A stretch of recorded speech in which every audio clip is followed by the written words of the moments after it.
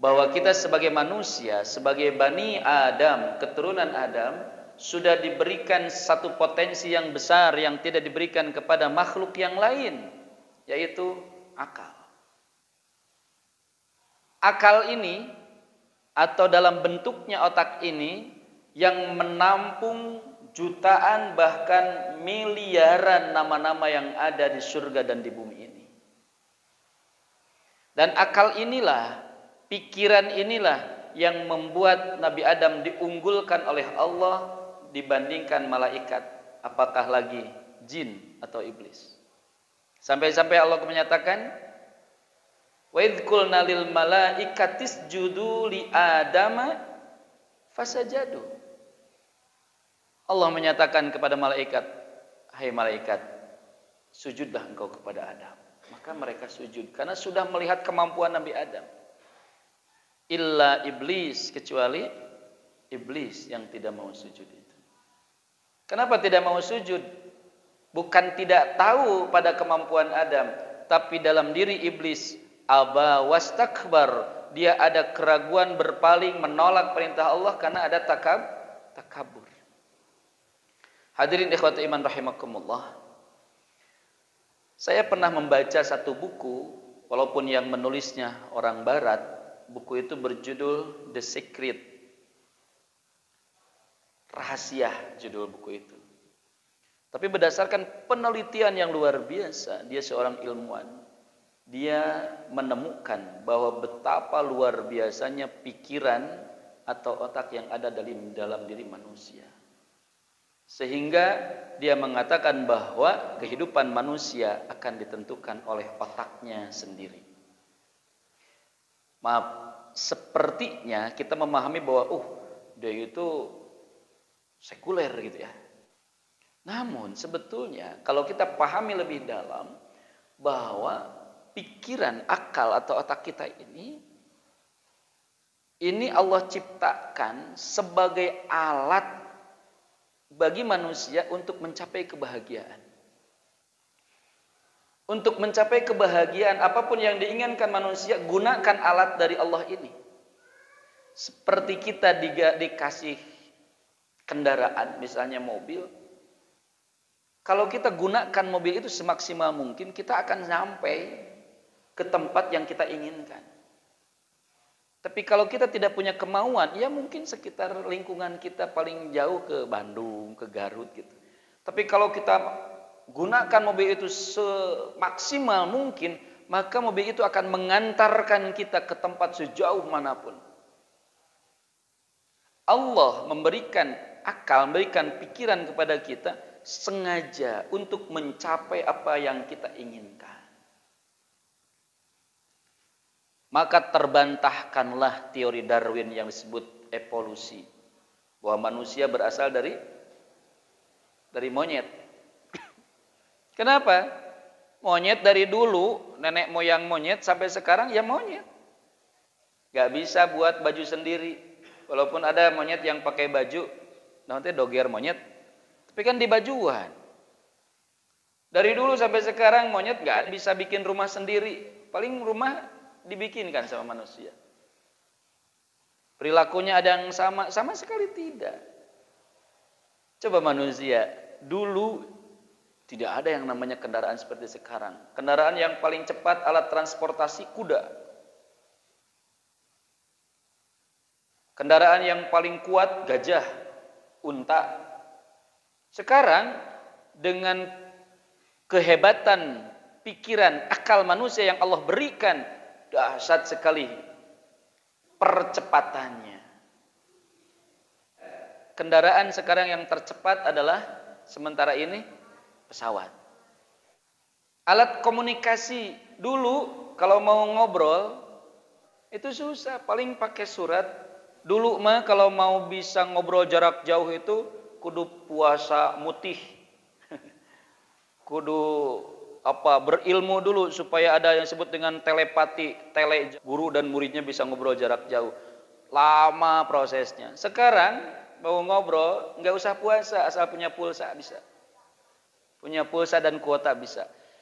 Ini Allah berikan melalui akal dahsyat luar biasa. Kita mau belanja dulu kalau enggak bergerak, badan keluar rumah menuju pasar enggak bisa apa-apa. Sekarang belanja di tempat tidur bisa, online. Bayaran dulu itu harus cash, langsung bertemu antara penjual dan pembeli. Sekarang enggak, transfer, sudah. Luar biasa. Enggak tahu apa yang terjadi 10, 20, 30 tahun ke depan. Kita tidak tahu apa yang terjadi dengan kedahsyatan akal yang Allah berikan kepada manusia. Hanya semua itu Allah sudah nyatakan bahwa akal diberikan kepada manusia, pikiran Allah berikan kepada manusia untuk menuju kebahagiaan. Jemaah yang dimuliakan Allah, tapi banyak manusia yang justru, mohon maaf, tidak menggunakan akalnya semaksimal mungkin sehingga dia menderita sakit dengan pikirannya sendiri. Contoh kecil gini, Pak. Bapak pulang dari pengajian sampai di rumah. Pas di rumah, pintu dikunci. Padahal masih siang, jam 8 lah ya. Belum begitu malam maksudnya. Jam 8, ketuk-ketuk enggak ada. Coba, Bapak silakan tentukan mau bahagia dengan rumah terkunci enggak ada siapa-siapa atau mau menderita. Kita mau bahagia, maka berpikirlah positif. Masya Allah, ibu kemana ya? Oh, mudah-mudahan ibu lagi keluar dulu dan sehat. Jangan berpikir langsung, ya juga pikiran pisan salaki ngaji, kemana?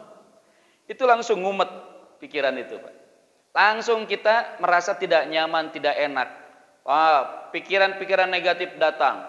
Coba berpikir yang positif. Oh, ibu mungkin lagi ke saudaranya dulu. Kalau kita bawa HP, di WA atau di telepon. Kalau tidak, kita tanyakan ke tetangga. Jangan dulu berpikir yang negatif. Kenapa? Karena pikiran negatif itu akan membuat kita sengsara. Membuat kita sedih. Membuat kita tidak enak.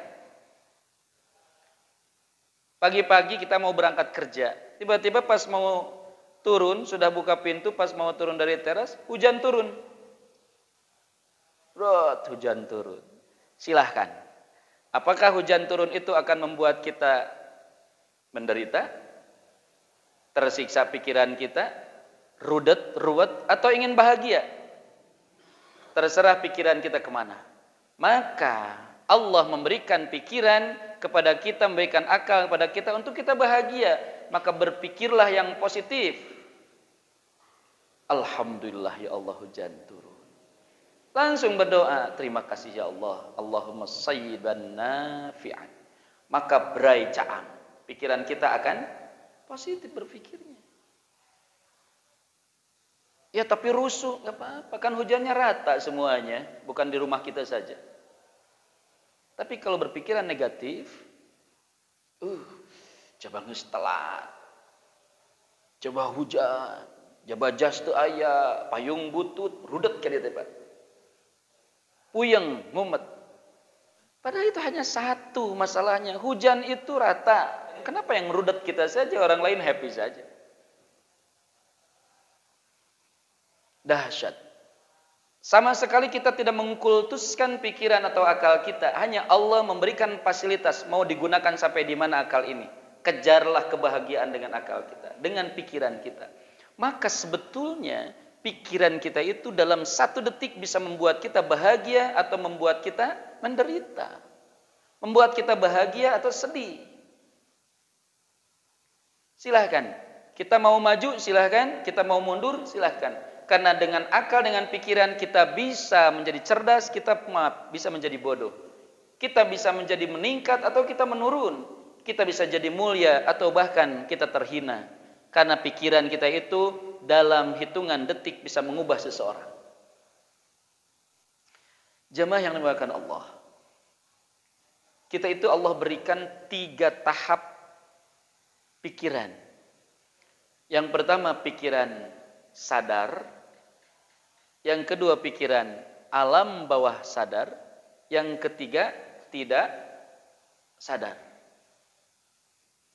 Kita lagi di sini Ini lagi sadar nggak Pak? Kita tes dulu Pak ya. Ini berapa Pak? 1. Ini apa Pak? Telunjuk, berarti sadar betul. Dan dalam sadar kita bisa melakukan apapun. Bisa sambil mendengarkan saya bicara, mendengarkan yang lain. Kita bisa sambil minum, bisa sambil ngobrol juga. Kemudian ada yang disebut dengan alam bawah sadar. Alam sadar itu disimpannya di atas, Pak. Kalau gunung es itu, gunung es yang tertutup air lautan, alam sadar itu katakanlah moncongnya itu ya. Kalau tumpeng gini sok aya atasnya itu. Nah, itu alam sadar. Alam bawah sadar itu, yang bawahnya itu bongkahan gunung es sampai akar-akarnya itu, Pak. Dan itulah yang disebut dengan raksasanya manusia. Alam bawah sadar. Kenapa disebut raksasa? Karena sejak kecil, sejak di alam rahim, Allah memberikan pendengaran kepada janin yang ada di rahim ibunya, dan dia bisa mencerna. Apalagi sudah lahir, sudah usia balita, itu mereka mendengar, melihat, dan merasa. Apa yang mereka dengar, mereka lihat, mereka rasa, itu tersimpan di alam bawah sadar dan di shaping, tak akan pernah hilang selamanya. Seperti kita punya handphone atau punya laptop, punya komputer, ada hard disk di sana, ratusan giga atau ribuan giga, ada memori di handphone kita, kita masuki file-file, mau lagu, mau film, mau apapun silahkan, tidak akan pernah hilang itu, kecuali kalau handphonenya rusak, kalau laptopnya rusak. Manusia tidak akan pernah hilang, di sini tersimpan file of experience. Di sini ada file pengalaman-pengalaman yang mungkin jutaan file di sini, Pak.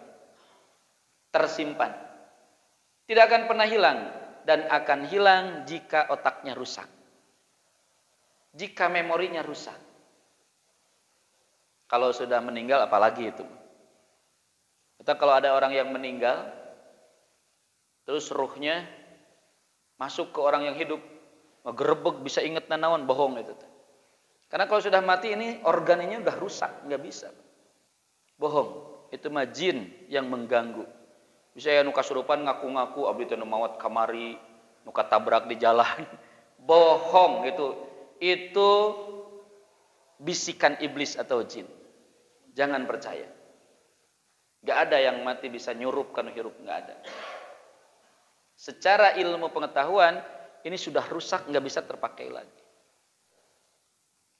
Kembali yang tadi, maka apapun yang ada file dalam kepala kita ini, itu kadang-kadang suka muncul tanpa disadari, makanya alam bawah sadar. Bapak, satu saat kita bertemu dengan seseorang, padahal udah lama nggak ketemu. Pas ketemu, kenapa kita teh keheul ka manehna teh? Atau pas bertemu dengan dia, langsung rindu, langsung meluk gitu. Padahal ketemunya sebentar. Kenapa itu bisa terjadi?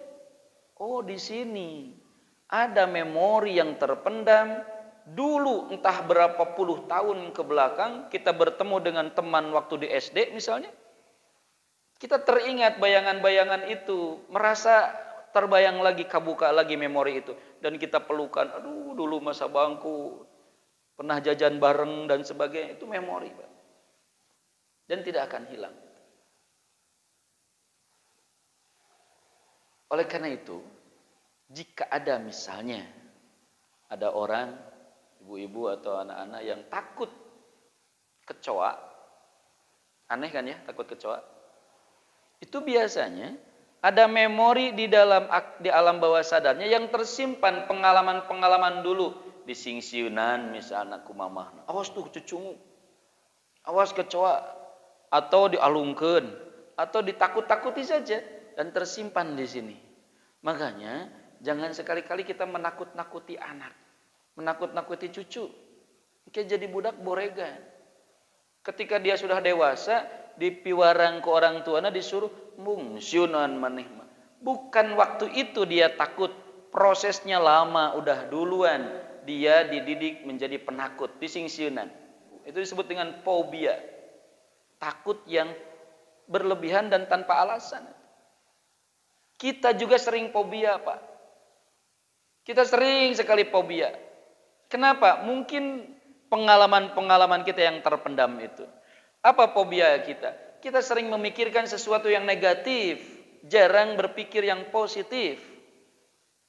Tok tok tok, assalamualaikum, waalaikum. Ditinggali di gordeng, aduh, mau maaf, langsung ngejengkok, Pak. Fobia apa? Sumbangan. Karena pikiran kita, aduh, sumbangan. Gimana kalau kita berpikirnya positif? Alhamdulillah ya Allah, Kau datangkan tamu kepada kami. Buka pintu, waalaikumsalam warahmatullah. Jangan dulu berpikir negatif. Pak, ya calik. Kalau ada air kita suguhin, kalau enggak ada kita minta maaf. Ya ada apa-apa keperluan ini, saya dari pondok pesantren ini mohon bantuannya, alhamdulillah. Tapi mohon maaf pas waktu ini saya belum ada. Insya Allah kalau ke depan ada dan ketemu lagi saya nitip ya. Cukup gitu kan? Uncon-uncon gus, wah gawat. Jadi tersiksa pikiran kita itu. Kalau kita mendidik anak ngaji gitu. Kok anak teh susah gitu mau bisanya ya. Batur mah lancar ieu maneh hese. Kita kan pikiran kita negatif gitu. Budak teh meuni hese wae itu. Dan menyiksa kita. Padahal kalau kita berpikir positif dan kita paham tentang ilmunya, oh, yang wajib itu kita ngajarnya. Tidak ada kewajiban membuat dia pintar atau bisa. Enggak ada kewajiban kita, enggak itu. Kita mah capek dengan pikiran kita. Oh, ini budak batur bisa. Ya budak sorangan tuh bisa. Jadi kita capeknya bukan karena ngajarnya, karena pikiran kitanya. Kita sering tersiksa, diperbudak dengan pikiran kita. Oleh karena itu, Allah sudah menyatakan dengan tegas dalam hadis qudsi, Ana ma'al dhanni abdi bi. Aku akan sesuai dengan prasangka hambaku. Jika hambaku berprasangka baik kepadaku, maka aku akan baik kepada dia. Jika hambaku berprasangka berjelek padaku, maka aku pun akan jelek pada dia. Sudah. Oleh karena itu, potensi akal yang Allah berikan, jadikan itu sebagai alat menuju kebahagiaan. Berprasangkalah baik dengan apapun yang terjadi pada diri kita. Dan inilah yang akan membuat orang itu terangkat harkat dan derajatnya. Mau dipakai kemana pikiran kita? Digunakan untuk apa akal kita? Silahkan. Seperti halnya tadi saya sampaikan, seperti kendaraan mobil. Mau dibawa jauh, mau dekat, silahkan. Ilmu akan bertambah dengan itu. Oleh karena itu, Bapak-bapak yang dimuliakan Allah, sayang sekali kalau akal otak kita ini hanya dipakai untuk yang sepele-sepele, Pak. Ada ilmu yang dahsyat, yang luar biasa yang harus kita pakai otak ini untuk menggali ilmu itu. Apa? Al-Quran dan Al-Hadis. Sayang kalau kita hanya baca-baca WA. Bukan tidak boleh. Hanya nonton-nonton yang nggak begitu penting. Hanya hiburan-hiburan belaka. Sayang, otak kita itu terlalu besar untuk itu. Kita punya mobil bus yang bisa memuat 60 orang. Kok kita bawa hanya 2-3 orang? Sayang itu, Pak. Kapasitas bus itu besar. Masa kita bawa muatan 1-2 orang? Kan motor we atuh entos itu. Otak kita itu raksasa. Jutaan terabyte Allah berikan. Gak bakalan penuh. Nya cenah ieu teh ngapalkeun Quran teh sieun ngebul, ngebul. Pogoda asupan. Nya cenah itu geus teu katekan nyiar ilmu teh enggak ada. Malaikat itu diminta menjelaskan nama-nama yang ada di surga, enggak bisa karena tidak diajarkan. Nabi Adam tsumma aradahum 'alal malaikah, mengajarkan semua nama-nama yang ada di bumi dan di surga ini disampaikan oleh Adam itu luar biasa. Miliaran nama Nabi Adam tertampung di kepalanya. Kita pun sama. Mana buktinya? Al-Isra ayat 70. A'udzubillahi minasyaitonir rajim. Walaqad karramna bani Adam. Sungguh kami telah memuliakan keturunan Adam. Nabi Adam dimuliakan. Kita pun Bani Adam, keturunan Adam dimuliakan juga. Kenapa Nabi Adam mulia? Karena Nabi Adam taat kepada Allah dan menggunakan nikmat dari Allah yaitu akal. Allah gunakan. Disuruh oleh Allah, ya Adam, sampaikan kepada malaikat. Wartoskeun sok, ajarkeun malaikat nama-nama teh. Nabi Adam sampaikan, makanya malaikat tercengang dengan hal itu. Kita mau menyampaikan apa jika kita menggali ilmunya minim. Kenapa kita ngajar anak suka marah-marah? Karena keilmuan kita itu minim tentang cara-cara ngajar. Kenapa kita di rumah mohon maaf banyak yang saling kurang harmonis? Karena keilmuan kita tentang rumah tangga minim. Otak kita terlalu banyak kosongnya tentang ilmu itu. Kan kita tidak bisa paham ya, kenapa? Pesawat yang ratusan ton yang di atas itu membawa muatan juta ratusan ton. Itu Garuda itu 500 orang masuk kan ya. Belum lagi barang bawaannya bagasinya itu. Kalau jemaah haji ke Lebaran itu kan kok bisa terbang di atas? Itu buah karya pikiran manusia. Orang bisa terbang menembus bulan itu, sehingga di bulan itu nggak bisa karena hampa udara. Oh, dengan akal manusia dibuatlah oksigen yang luar biasa. Kita masih di sini. Jemaah yang dirahmati Allah, marilah kita sadari bahwa kita dititipi oleh Allah itu adalah potensi yang raksasa yang luar biasa, yaitu pikiran. Dan pikiran ini sebagai alat untuk menuju kebahagiaan. Di mana? Di dunia ini. Terus gimana di akhirat? Ada potensi yang kedua, Allah titipkan kepada manusia yaitu agama. Agama inilah yang akan membimbing, mengantarkan pikiran kita menuju keridhaan Allah Subhanahu wa taala. Zaman Rasulullah itu Abu Jahal, Abu Sufyan, Abu Lahab, termasuk Abu Thalib, itu orang-orang yang cerdas secara intelektual. Pikirannya cerdas mereka. Tapi karena mereka tidak punya agama, tidak punya aturan, maka mereka terputus di sana. Kita sebagai manusia yang ciptakan Allah, kita sudah diberi potensi yang besar, yaitu akal pikiran. Maka ayo kita gali yang sangat besar.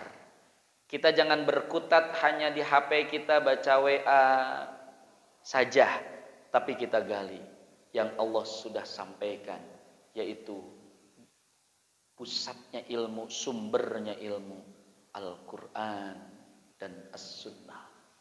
Inilah warisan Rasulullah yang harus kita pelajari lebih dalam lagi. Insya Allah ketika pemahaman kita, ilmu kita tentang agama itu lebih kita pahami, lebih banyak kita pahami, insya Allah kita tidak akan susah dalam kehidupan. Karena Rasul sudah menyatakan, man arada dunya fa'alaihi bil ilmi wa man arada al akhirah fa'alaiha bil ilmi. Siapa yang ingin menguasai dunia, maka carilah ilmunya, harus dengan ilmunya.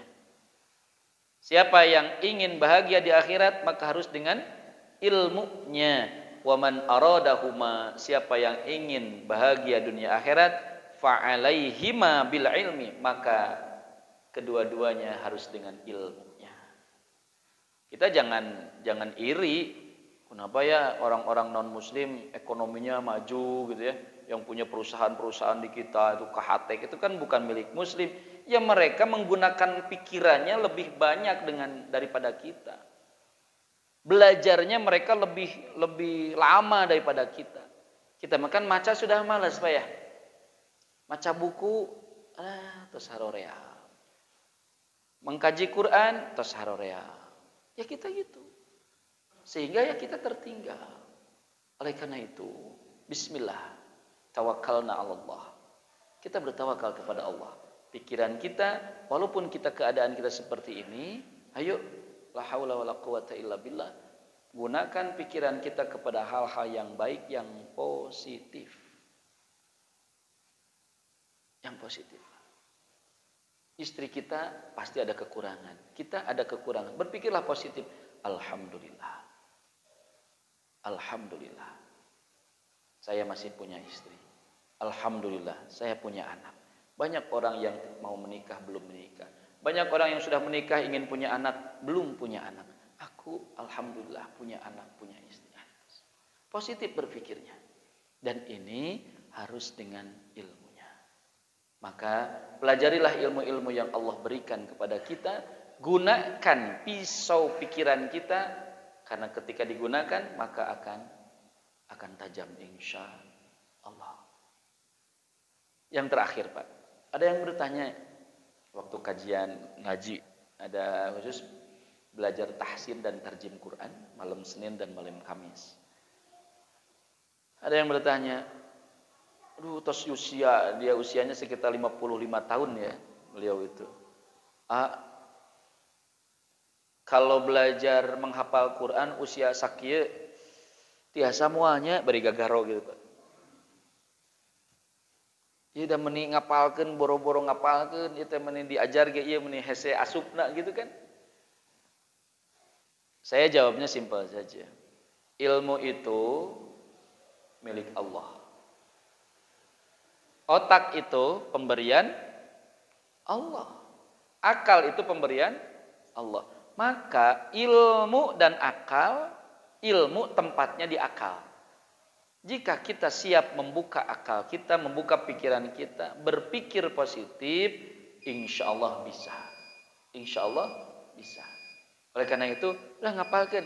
Bade sahuruf, bade dua huruf, bade sakalimat, bade dua kalimat sehari, yang penting kita belajar ngapalkeun. Dicoba Pak, dicoba. Ternyata benar Pak, satu ayat Masya Allah samingweun. Peren.